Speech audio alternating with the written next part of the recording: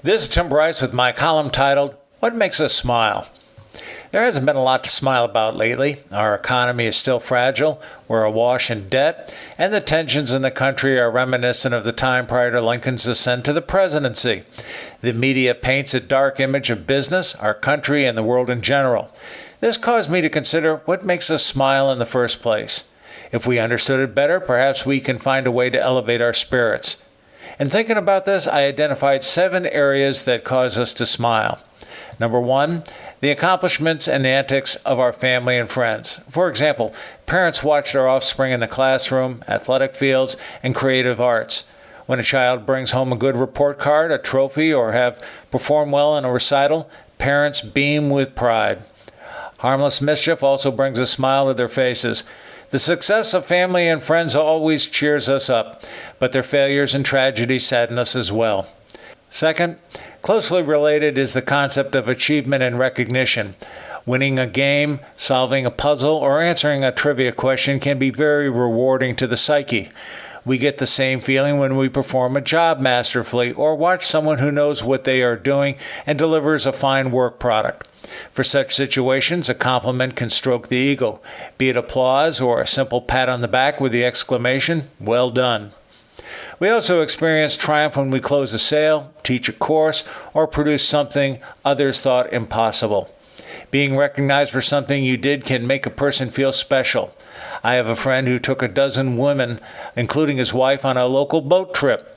As the only male on the boat, the ladies made a fuss over him for taking them out, which he appreciated. A compliment or a tip tells a person their hard efforts have not gone unnoticed.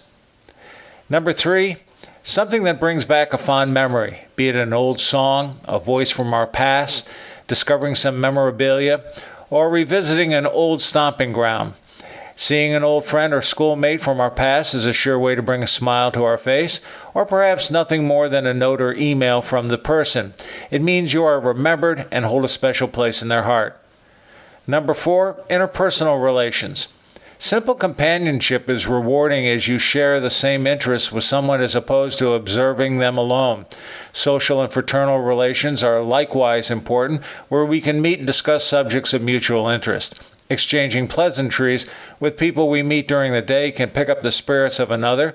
With me, it's kidding with clerks and waitresses, thereby showing respect for their work as opposed to denigrating them. Over the years, I've found simple social pleasantries can not only pick up the spirits of another, but improve service in the process.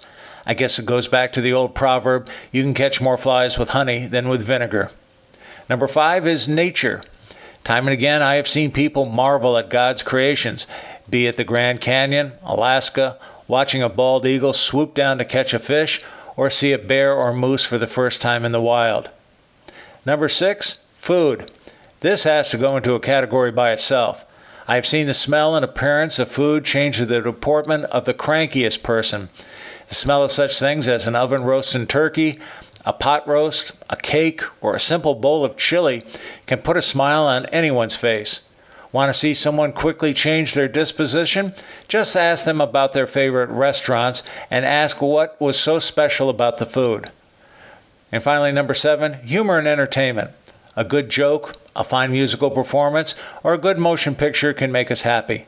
But it all has to be in tune with our values and morality. For example, I can listen to just about any music, but I draw the line at rap.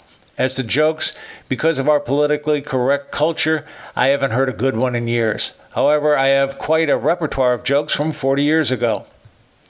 So, why aren't we smiling much anymore? Maybe our friends and family are not enjoying success and having difficulty surviving in these troubled times. Perhaps we no longer see anyone trying to perform a job to the best of their ability. It could be all of the memories we cherish have been forgotten or buried by another generation. Maybe we no longer know how to be civil with others. We no longer know how to make polite chit-chat. Or perhaps we are so busy we no longer take the time to explore the world around us. We have perhaps lost interest in culinary fare. Maybe we no longer understand the humor and entertainment of today's generation. Or perhaps we no longer see or hear anything positive going on in the world, or worse, we no longer know how to enjoy life. Whatever the problem is, it is time to dig down and make an effort to smile. And as Jimmy Durante sang, smile, what's the use of crying? You find that life is still worthwhile if you just smile. Friends, keep the faith. This is Tim Bryce in Palm Harbor, Florida. Follow me on the internet at timbryce.com. Smile, though your heart is aching. Smile, even though it's breaking. When there are clouds in the sky, you'll get by if you smile. Through your fear and sorrow, smile. And maybe tomorrow you'll see the sun come shining through for you.